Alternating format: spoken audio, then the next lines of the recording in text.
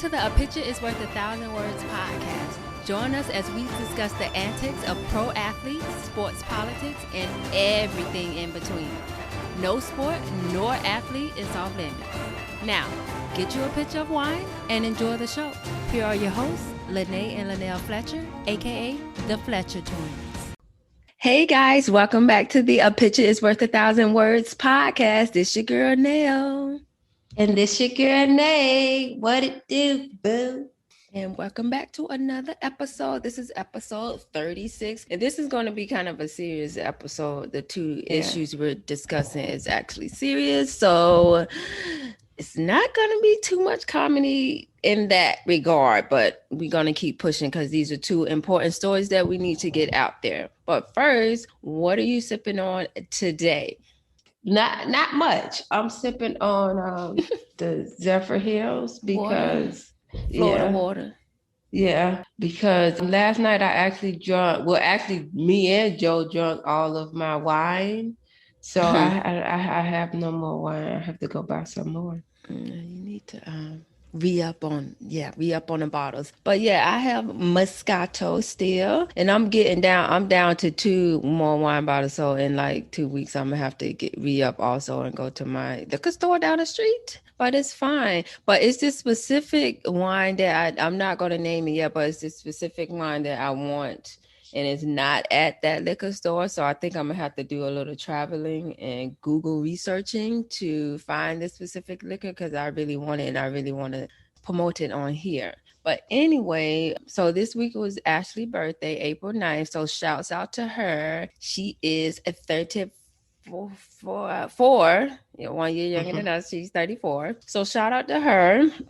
And unfortunately, we all know by now, rapper DMX passed away. So rest in peace to DMX. It's just really, it's sad. But when I first heard about him going to the hospital, of course, they were reporting it was an overdose on drugs, but I think it was a heart attack or something. Yeah. But maybe because of the use of drugs, I don't know. But it was a heart attack. So, and I was just like, oh, because I heard it was an overdose. I was like, oh, he's a drug user. So that happens. He'll be fine. Like, I wasn't really worried, honestly. And then I got worried after a few days. I was like, yeah, this is not looking good. So I'm like, well, the only good thing is he with Aaliyah now, because I know he really took her death very hard. And they were like a dynamic duo. So he's with her now. So that's the silver lining. Yeah, when I first heard about it, I was telling Joe for everything he went through, because he had a pretty rough life. For everything he went through, I know 50 is a young age, but for everything he went through, he actually lived a pretty longer than most people would have that went through all the situations he went through. So that, rest in peace. I really liked him. I remember our Uncle Tommy introduced us to him. How? Back in the day, because that was, Tommy Fletcher, he introduced us to him because that was his favorite rapper. That's how we were introduced to him, because we was little. We didn't listen to rap back then. We was little. And he would come around and say that's his favorite rapper. He had his CDs and he would let us listen to him. But considering what he been through, I think he lived a very long time, because most people would not have survived that. I have to watch the Rough Riders documentary on BET that you were telling me about. I have to watch that. It's really good. I recommend that. I recommend that. It's really good because you get a lot of insight on his childhood, which again, most people wouldn't have survived that. So he lived mighty long to have went through what he went through. Yeah. Well, rest in peace, and we'll just chill with Aaliyah until we see you again. Mm-hmm. All right, so on to our first story, which is these are two sad stories and disturbing stories. But so former cornerback Phillip Adams, his murder-suicide situation, I'm pretty sure everybody heard of it by now, but he was 32 years old, very young. drafted by the San Francisco 49ers back in the day, but also played for the Patriots, Raiders, Seahawks, and my Jets. And so I think Wednesday or Thursday, he murdered 5 people, including 2 kids, and then killed himself. 2 small kids too. Yeah, they were. Yeah, I'll get to that later. So him and the victims live on the same street. One victim was a well-known doctor, and he was actually Philip's physician years ago. So they knew each other, like they were in connection. So he killed Robert Leslie, which was the doctor, his wife of 40 years, Barbara Leslie, 2 of their 8 grandchildren. I don't want to say their name, but they were aged 9 and 5, and a 38-year-old man who was just working on the home. And he injured another 38-year-old man who was also working on the home, but he survived. Yeah. He's going to survive.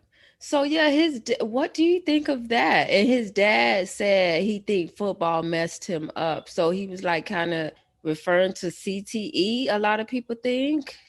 Do you think that had something to do with it, or was it just I will hope that there's a reason for this and that people ain't out here just killing people randomly. No, I definitely think CTE has something to do with it. I think that also they said, I read an article last night that they said he missed the cutoff for CTE testing or something like that. He missed the cutoff, so he never got tested. Because remember, we said that they can't test it until after you die. Yeah. But I guess there was some kind of test dealing with CTE that he missed the cutoff of whatever. Maybe he got drafted later afterwards or before. I don't know. But I think it had to do with, I think he had CTE, and we'll find out in the upcoming months because I'm pretty sure they're going to check him out. But also, yeah, his dad said football messed him up and he was never the same.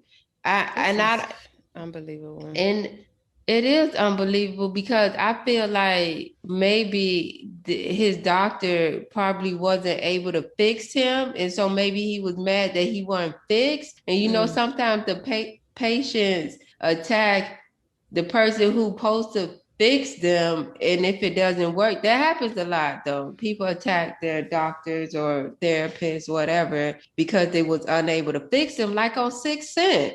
That's exactly what happened on 6th Sense. The man killed Bruce Willis because he wasn't able to fix him.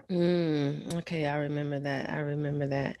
But yeah, it was either CTE or some kind of mental thing, or the depression, something. He needed therapy. So and speaking of therapy, because I think I told you the other day, I just scheduled my first ever therapy appointment. It's for next week, so I'll update y'all on that. But yeah, I don't know if therapy gonna help me, because I'm not. I don't think. I don't think anything is wrong with me on the inside. I just think it's something. It's my situation that I'm in. Like, you know, sometimes when you grow up, because life goes by slow, but it also goes by very fast. And like sometimes when people get a certain age, they be like, "Oh, I didn't think I would be here," or "I thought I would be much further along," or I thought I would be doing this, and this, and I'm not. So. Yeah, therapy will help. So what other stories or narratives do you think will come out about Phillip in the coming weeks? I hope they don't drag this man's name through the blood and be speaking highly of the victims. Because already in one article I read, and I was like, this was so unnecessary for them to put in this article, but whatever. They said Robert Leslie and his wife Barbara Leslie, first of all, they was married for 40 years. That's unheard of nowadays, so that's amazing. But they said they were very involved in their church community, and I was like, really, we need to know that? I mean, that's good, but what y'all about to say about Phillip? He was a drug dealer on the corner sometimes? No, I'm telling you, they have to tell. First of all, this man killed 5 people and 2 kids that had nothing to do with nothing, okay? So yes, they're going to say they were involved with their church, because if somebody randomly killed me and Joe, they going to say we were involved in our church, because we were. We teach junior church to 1st and 2nd graders, okay? Anyway, so yes, I'm telling you, all they going to say is that this guy had a mental problem. It was CTE. It wasn't really him. He what football messed him up and all this. They gonna find a reason behind it. Well, I Because hope so. hopefully there is a reason. I mean, hopefully people ain't just out here shooting people Just just because. yeah, because that's not good. That would not be good if people just out here shooting people. But it had to be a reason, even if it was like a mental And, episode in and his mind, he had a reason. Like, but no, also he kind of had to be aware because after he shot them and left and he went to his parents' house, he didn't shoot his parents. He knew not to shoot them. I mean, he was aware enough not to shoot them. I didn't know And he then went to had his a parents' house yeah, after. and then there was a standoff. Cops came to the house his parents' house and told the parents to get out. I guess the parents had no idea what had happened. And then it was a standoff. They told him to come out, and then he didn't come out. And I guess they went in and they saw that he had shot himself. So he was very well aware of what was going on. So it definitely was a reason. But Yeah. kids, though, you ain't gonna get over that. A parent is not gonna get over their child dying. You can't. Or if a child goes missing, you can't. Remember that lady on Ching Ling with my Oh favorite my actor? God. Angelina Jolie. She never stopped looking for her child that was That missing. was the one of the saddest movies I've ever seen in my life. Because it was true. But even if it Yeah. wasn't true, it was still a sad situation. Oh God. What happened now? Like she let him walk somewhere by himself? Something She like that? he no, he was just walking home from school. A lot of people walk home from school I when don't like they that. mama still at work. Yeah, no, I pick up my kids and I drop them off. I don't even let them ride the school bus, but because I'm just paranoid like that. But a lot of people walk home from school, and I think he was maybe around 5 or 6, which That's is too too young to young. me. It is, But and still, even if they bodies, any age, if you by yourself, you a target. That's why you should be at least with a group of three or more. Because if you yeah, by yourself, I don't care what age you are, people, grown women get kidnapped and they 36 because they yeah, walking by themselves. and so yeah, he got kidnapped, and but the thing that this guy did to the kids like was torture. Like just kidnap me and kill me, don't torture me. And But he one time he almost got almost got away. away. Yeah, I was supposedly he almost Supposedly, got so away. one boy did get away, and he was telling about the other boys that was in there. And the reason he got away was because the lady's son helped him, but then the lady's son ended up getting caught or something like that. And so he went out A like a hero. G. Yeah. Oh God, that's so sad. Okay, I'm sorry. All right. Okay. Our next story. This is disgusting. Like Darius Morris. Darius Mm-hmm. Morris is a woman beater. Let's just get that out there. And he's a disgusting individual. Mm-hmm. Mm-hmm. He's a former Lakers and Clippers NBA player, 30 years old, very young.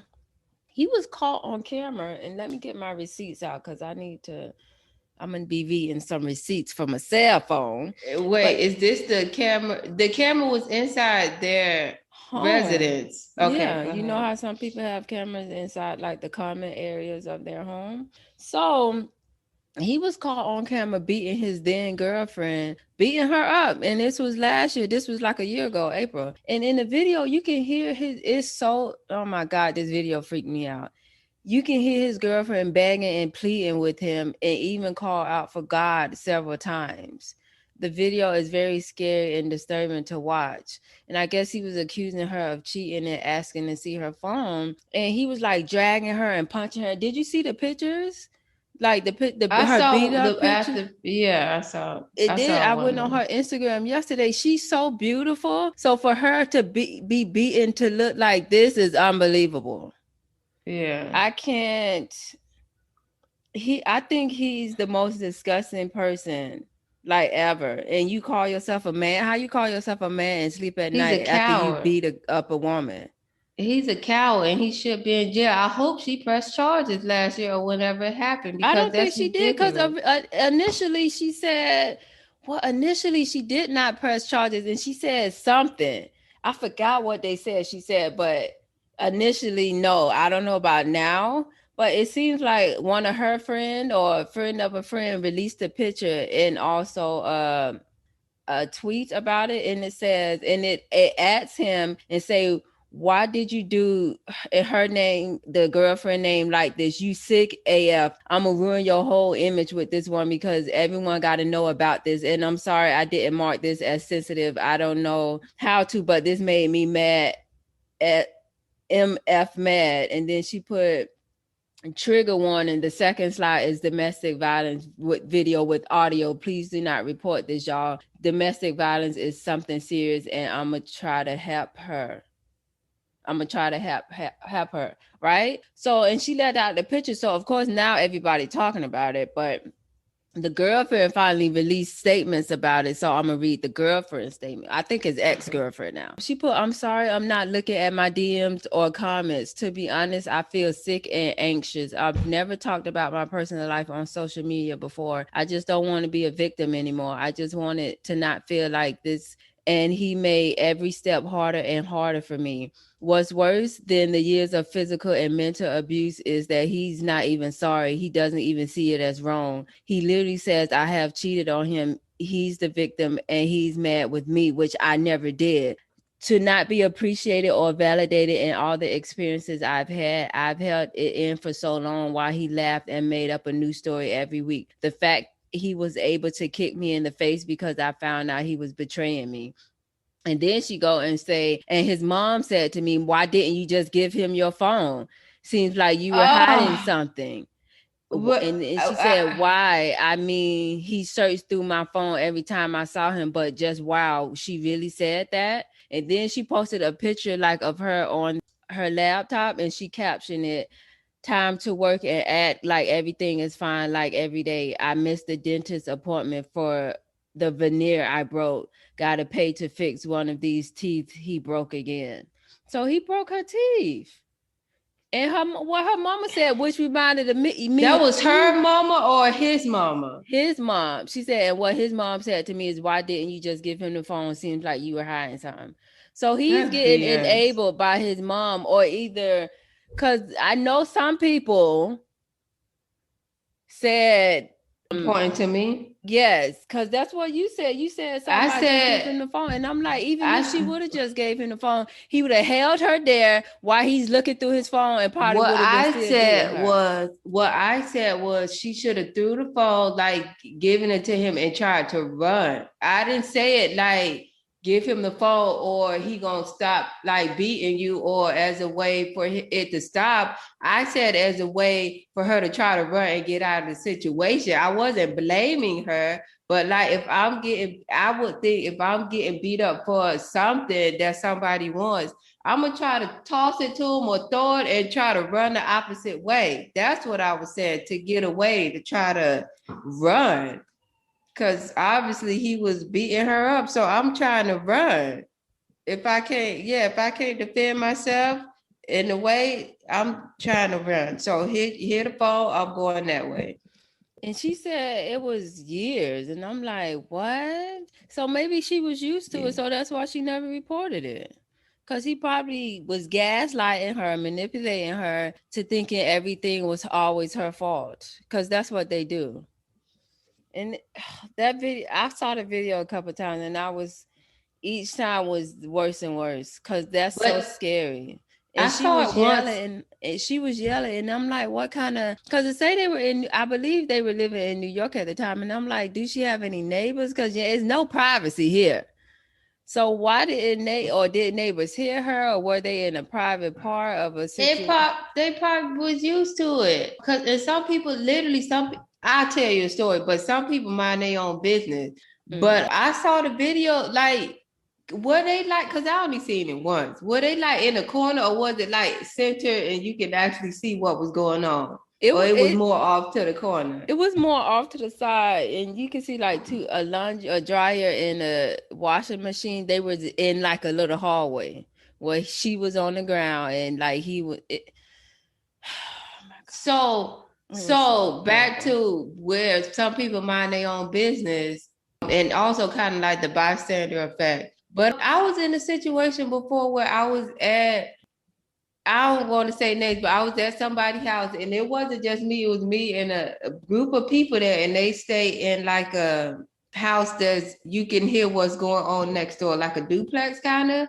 You can hear what's going on. And one day we were just there chilling, watching TV, talking, and we heard next door like the guy beating up the woman.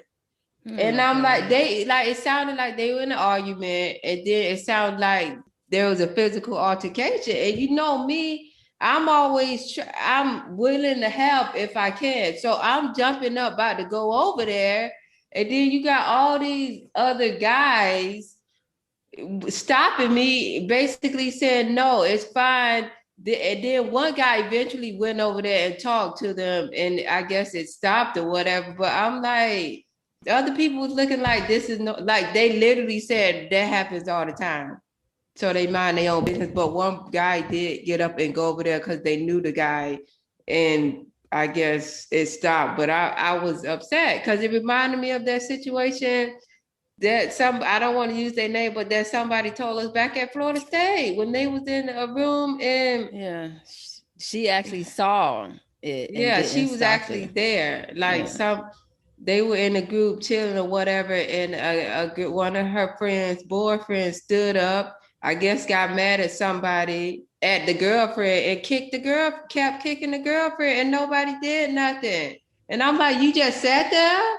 At least you could have said, I'm not with this, got up and left, if you weren't gonna help the girl out. But you sat there and watched it happen. I'm not gonna sit there and watch somebody get beat up. Yeah, the least you can do is call the police. That's the least you can do. But yeah, I don't know where they was at, but I believe in New York. It's just unbelievable. And the mom is enabling him. It's just the he mom need to go like crazy because you as the mom, I'm cussing you out. I'm trying to get your daddy to beat you up now because you can't be hitting on no lady. Now your daddy finna whoop your ass like you whooped her up on her. Or at least the sister, you got brothers, something. I'm calling my brothers. You like your ass gonna get beat up today. You know, some moms think they sons are like they're the pride and joy, and they're like God's gift. I hate that. They think they sons don't do nothing wrong, and all the girls are the one in the wrong. Like your son literally just whooped this woman almost to death, and where she looks unrecognizable, and you saying, why didn't you just give him the phone? Really? That's because that would have probably thought. Not your son should be in jail. That's your first thought. That's crazy. That's insane. I hope she press charges now and he go to jail, or his next girlfriend. Because like, imagine if you was his girlfriend now and you saw this story and you had never heard. You would dump him, right? I would dump him. Cause you're not gonna beat on me like that. I'm not about to be with a known woman beater. Like, if I don't know it, that's a different story. But if I was this person's girlfriend right now, it would be over. I mean, if he didn't show me any signs of that towards me, then I wouldn't just break up with him like that. But if I see the progression, because there's always a progression. Yeah. Versus verbal. Then you get pushed or slapped. Next, it goes to punching. But yeah, he getting knocked out. He needs to be in jail and checked mentally, because it's something wrong there. Something he mad at, because it's about and she said she never cheated. He's obviously insecure. He probably insecure because he's not in the league anymore, and he's probably not making much as money. And his girlfriend, she got one of those Instagram bodies, so people probably always looking at her and try to holler at her. So he's probably insecure, and he looked tall, lanky, skinny, and ugly. She was light skinned too, right? He a light skinned boy. Skin people no more. Y'all not in. This ain't no boys code, y'all. No. This is more light skin insecurities. That's them light skin insecurities, okay? That is funny. But anyway, time for our flashback moment, which is your boy, God. which is another sad story, but I can't.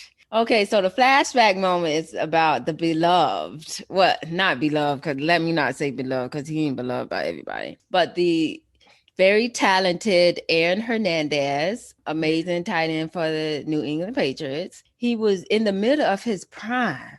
Okay. He really was. The middle of his prime, he was arrested and convicted of murdering Onan Lloyd. Yeah, but he was on at the time of his passing. He was on appeal. It was on appeal. Yeah, he was. Yeah, so he eventually committed suicide while he was in prison for that murder. And months later, a news report was released saying he had the quote unquote most severe case of CTE ever found in a person his age, and that damage would have significantly affected his decision making, judgment, and cognition. And also, speaking of CTE, I did get a news report on my phone that Phillip Adams' brain is going to be tested for CTE, the guy who murdered the 5 people. So we're going to find out if he has CTE. But yeah, so this is crazy. And hold on, for the people that don't know what CTE is, because we do have a lot of people that don't really watch sports, listen to our podcast. So can you explain a little bit to them what CTE is? Well, I don't know what it stands for. It's a medical term. Google it. But Will Smith did make a movie about this, about the black doctor who discovered it. CTE happens when your brain is constantly being hit and knocked up against your skull. And obviously, if your brain is constantly being knocked up against your skull, it's going to be effects and issues and illnesses. So I think I remember the first time I even kind of sort of heard of it was when this football player ran directly into, I don't know if he was a Patriot, but it was on video. I think he was at a car lot or whatever, trying to where you buy cars. And he got really angry and he ran directly into the door, which was a glass door, so it shattered, and he was running after people. It shattered, and he was running after people, and all this was caught on camera, and he was acting very erotic and stuff like that. And he was a football player, but yeah, also the Patriots player. Yeah, that's the first time I heard it. He commit suicide? He committed suicide. Yeah. It also causes you, they think, to commit suicide. I was just about to say one of the side effects they believe is suicide. So Aaron committed suicide. This guy Adams just now, and the other guy from the Patriots did. Yeah. So, and the thing is, they say you can't test it until after you die. So basically they were saying it's nothing they can do about it when you're alive. But now I think there is some type of test that they started to do that you can kind of test, maybe for the symptoms or something. I don't know. Yeah, and so Will Smith made it come to the forefront in the movie he made, and yeah, it's sad. And a lot of people was I'm not going to let my kids play football, because of course you don't want this happening to your kid. Your kid is fine one day, and then just because after years of football they can become a completely different person. So the lesson of the week is don't play football. I'm done with it. Yeah, let them play baseball or soccer. They make more money anyway. Okay. Yeah, so don't put them in Pee Wee football. Put them in Pee Wee table tennis or Pee Wee badminton, Pee Wee lacrosse, Pee Wee bowling, anything. Pee Wee kickball, anything. Softball, not football. Unless they can create these helmets that can prevent that. But yeah, with people getting all these concussions and stuff, imagine having over the course of a 5, because I think the average football lifespan is 3 to 5 years. So imagine over the course of 5 years you having 10 concussions. That can't be good for nobody. No. Come on.